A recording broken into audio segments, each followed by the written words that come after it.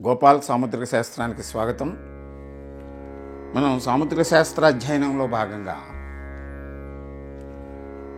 హృదయరేఖ గురించి అనేక విషయాలు తెలుసుకుంటూ మరికొన్ని వాటి గురించి మనం పరిశోధన చేస్తూ ఇక్కడ హృదయరేఖ కొంతమంది చేతుల్లో ఇక్కడ 4 ప్రధాన గ్రహస్థానాలు ఉన్నాయి. బుధ, రవి, శని, గురు. వీటిని మనం గమనించినప్పుడు సాధారణంగా ఈ స్థానాలు ఈ 4 ఒక పరిమితికి లోనై ఉంటాయి. అక్కడ వరకు మనం వీటిని కింద భాగాన్ని కుజస్థానం అంటాము, కుజభాగము. ఈ పైన ఉండేటువంటి దానికి ఈ హృదయరేఖ బాగా దిగిపోయి, సాధారణంగా ఈ 4 స్థానాలని మనం క్రమంగా అలా ఉంటే వీటి యొక్క భావాలను సరిగా తీసుకున్నట్టు అవుతుంది. ఆ హృదయం సరిగా ఉంటుంది. కొంతమంది చేతుల్లో బాగా కిందకి అంటే ఇక్కడికి ఇలా వచ్చిందనుకుందాం. అంటే ఇలా ఉన్నప్పుడు ఇక్కడ సహజంగా శిరోరేఖ ఉండేటువంటి స్థానంలో అది ఉన్నప్పుడు ఈ రెండిటి మధ్యన ఖాళీ తగ్గిపోతుంది. ఇలా ఉన్నటువంటి వ్యక్తులు ఈ రేఖ స్పష్టంగా ఉన్నా వీరికి స్వార్థం ఎక్కువ, ఆదరణ, 10 మందితోటి కలిసేటువంటి లక్షణము, కలుపుగోరుతనము,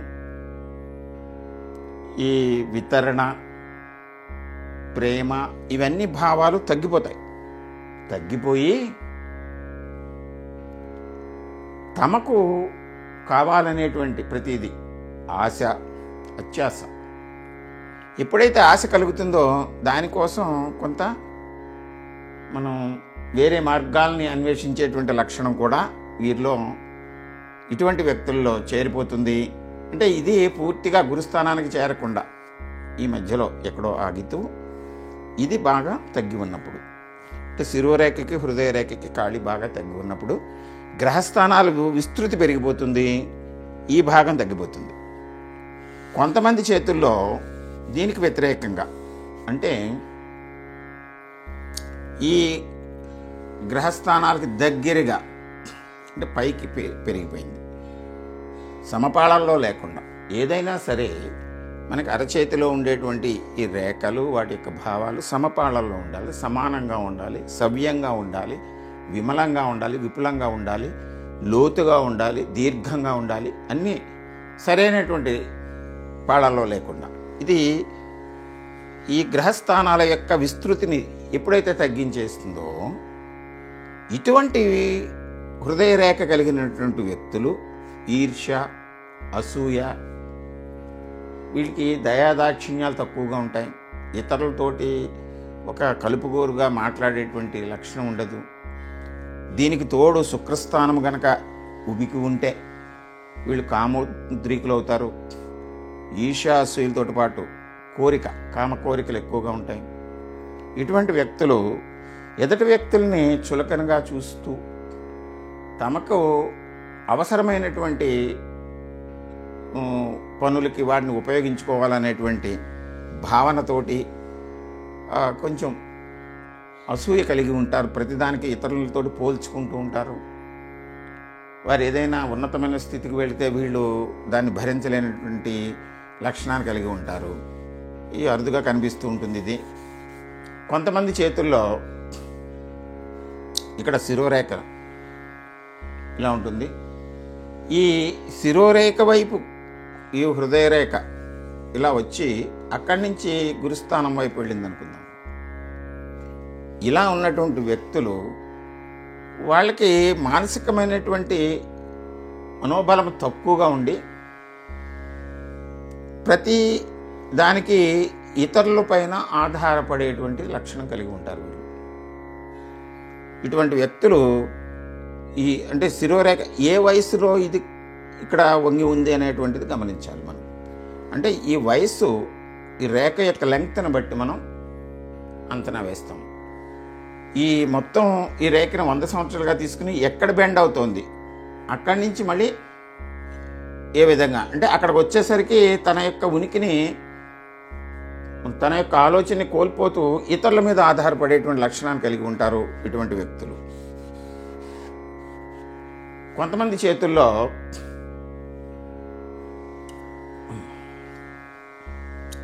హృదయరేఖ ఇలా కొంత దూరం వెళ్ళి ఆగిపోతుంది, అంటే పూర్తిగా అది కనిపించదు, లుప్తమవుతుంది. ఇక్కడ ఎంత దూరం వెళ్ళిందో దాని వయసును మనం లెక్కగట్టి ఆ తరువాత ఆ వ్యక్తిలో సహజంగా హృదయానికి ఉండవలసినటువంటి ఈ ప్రేమ, అభిమానము, ఇటువంటి భావాలు, సాత్విక భావాలు తగ్గిపోతూ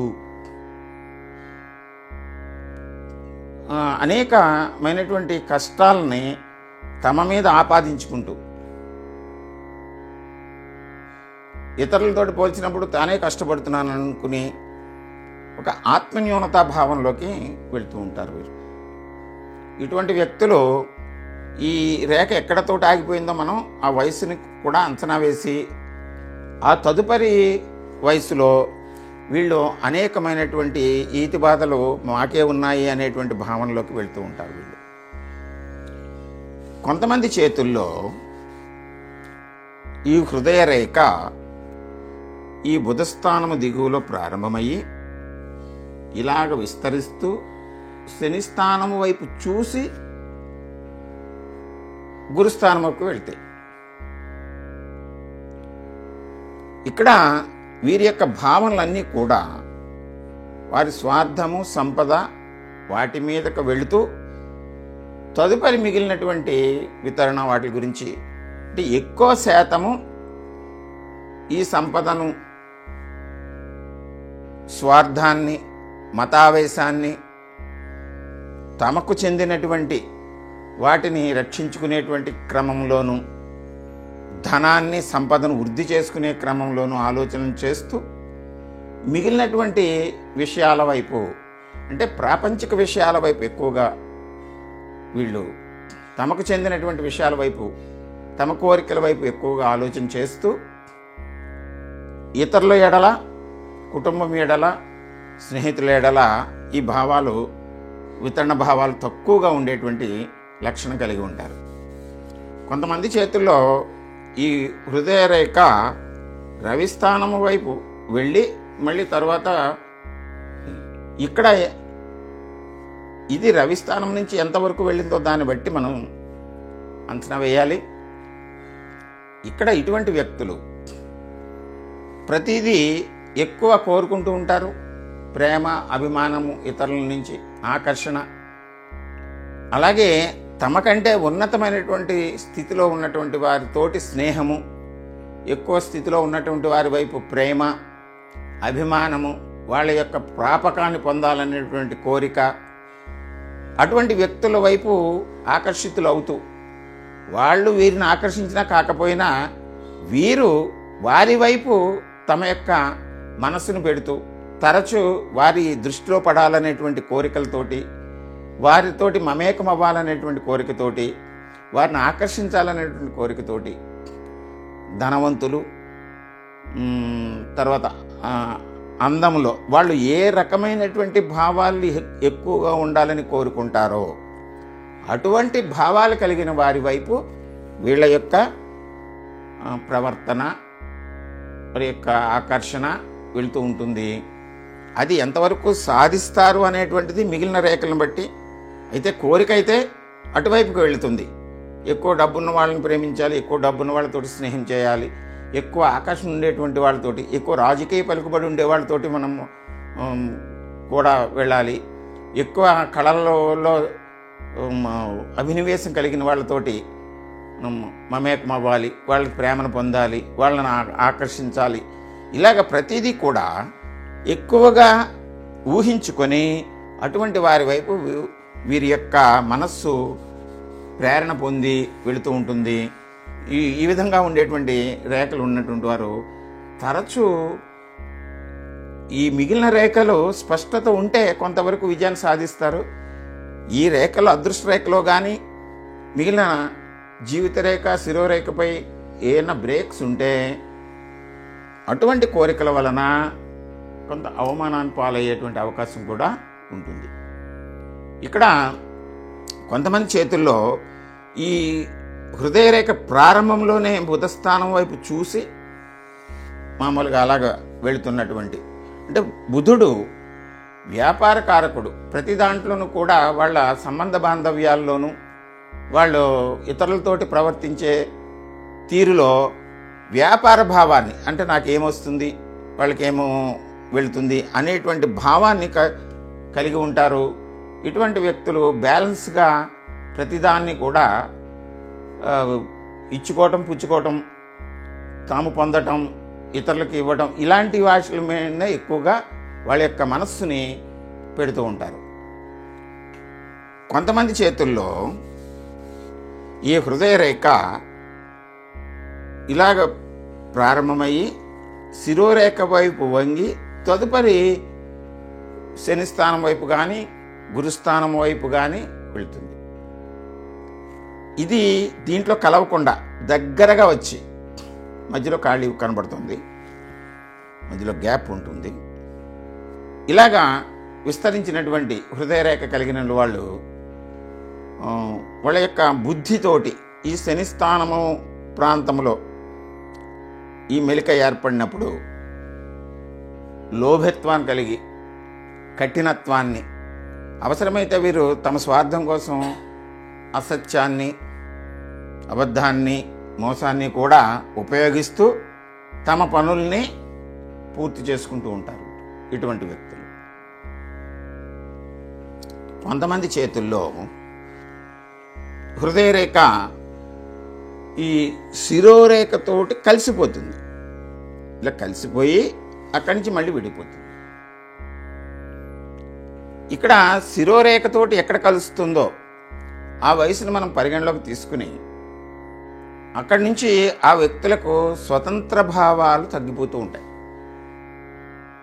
ఇతరుల ప్రేమ, అభిమానము, లేదా శనిస్థానం వైపు వెళితే తనకు స్వార్థం, ఇవన్నీ ఉన్నా స్వతంత్ర భావాలు తగ్గి తను ఏ ఆలోచనైనా ఇతరులతోటి ప్రతిదీ కూడా పంచుకుని, సంప్రదించుకుని, ఇతరుల మీద ఆధారపడి తమ యొక్క మనస్సుని కొనసాగిస్తూ ఉంటారు. మనసులో ఏర్పడిన భావాలు ప్రతిదీ కూడా ఇతరుల యొక్క సలహా సంప్రదింపులతోటి ఆధారపడేటువంటి విధంగా ఈ హృదయరేఖ, శిరోరేఖ కలిస్తే అలా కనిపిస్తుంది. ఇంకా మనం ఈ రేఖల్ని, హృదయరేఖని పరిశీలించినప్పుడు దీంట్లో ఇవన్నీ కూడా ఇప్పటివరకు మనం చెప్పుకున్నటువంటివి ఈ రేఖ కంటిన్యూటీ ఉండి ఈ తదుపరి ఈ రేఖ ఎక్కడైనా బ్రేక్లు అవుతున్నా వయసులు, దాని యొక్క భావాలు, వాటి గురించి, అలాగే ఐలాండ్స్ ఉన్నా, మధ్యలో తెగువలున్నా, ఏ రకమైనటువంటి వాళ్ళ మనోభావాల్లో మార్పులు వస్తాయనేటువంటిది మరి తదుపరి ఎపిసోడ్లో మనం తెలుసుకుందాము. ఏది ఏమైనా మనం ఈ రేఖలను పరిశీలిస్తున్నప్పుడు ఈ వీక్షకులు, అలాగే తమ చేతిని తాము పరిశీలించుకునేటువంటి వారు రెండు అరచేతుల్లో కూడా, స్త్రీలైనా పురుషులైనా, రెండు అరచేతుల్లో ఉండేటువంటి రేఖల్ని పరిశీలించి, ప్రధానంగా పురుషులకైతే కుడి చేతిలో ఉండేటువంటి రేఖల్ని, వాటి యొక్క స్పష్టతని, వాటి యొక్క నడకను గమనించి మన ఫలితాలని చెప్పాలి, క్యాలిక్యులేషన్ పార్టు. అదే స్త్రీలకైతే ఎడమ చేతిలో ఉండేటువంటి రేఖల్ని, దాని యొక్క స్పష్టతని, లోతుని, దాంట్లో వచ్చేటువంటి ఈ బ్రేక్స్, ఐలాండ్స్, వీటినన్నిటినీ గమనించి ప్రధానంగా ఎడమ చేతి మీద మాత్రమే స్త్రీలకి క్యాలిక్యులేషన్ పార్ట్ చేస్తూ ఈ రెండు చేతుల్ని మనం పరిగణనలోకి తీసుకుని ఫలితాలని మాత్రం అన్వయం చేసేటువంటిది పురుషులకి కుడి చేయి, స్త్రీలకు ఎడమ చేతిలోనూ మనం క్యాలిక్యులేషన్ చేయాలి. ఈ సూచనని గమనించి ప్రేక్షకులు పరిశీలన చేస్తే మీరు ఖచ్చితమైనటువంటి ఫలితాలని తెలుసుకోగలుగుతారు. ఎవరికైనా మనకి మనం అన్వయించుకున్నా, ఇతరులకు మనం సూచన చేసినా ఇవి ఖచ్చితత్వాన్ని కలిగి ఉంటాయి. వీటిని ఇంకా సాధన చేద్దాము, ఇంకా తెలుసుకుందాము. మీ వంతు కూడా మీరు కొన్ని విషయాలని వీటిలో పొందుపరచడానికి సాముద్రిక శాస్త్రాన్ని ఇంకా విస్తృతం చేయడానికి ప్రయత్నం చేద్దాము. అంతవరకు గోపాల సాముద్రిక శాస్త్రాన్ని సబ్స్క్రైబ్ చేయండి, షేర్ చేయండి. అందరితో మీరు ఆనందంగా సాముద్రిక శాస్త్రాన్ని అధ్యయనం చేయండి. నమస్కారం.